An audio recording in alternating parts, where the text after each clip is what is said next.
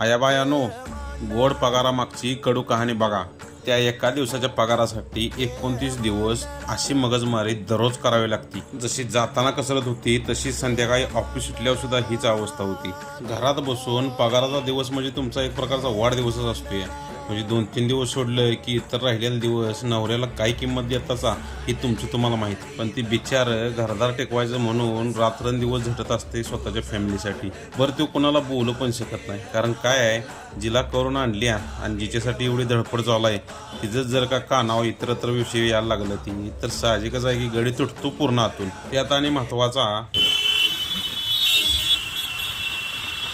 हा आवाज म्हणजे एकतर ते ऑफिसमधली हॅरॅसमेंट, घरात येऊन तुमची किरकिर, ती करायचं काय तिनं. हा, ज्यांना खरंच जाणीव आहे का नाही ती कुटुंबाला कुठल्या ना कुठल्या तर स्वरूपात आधार लावतात. ज्यांना आपल्या परिस्थितीची, संस्कारांची आणि संस्कृतीची जाण आहे त्यांना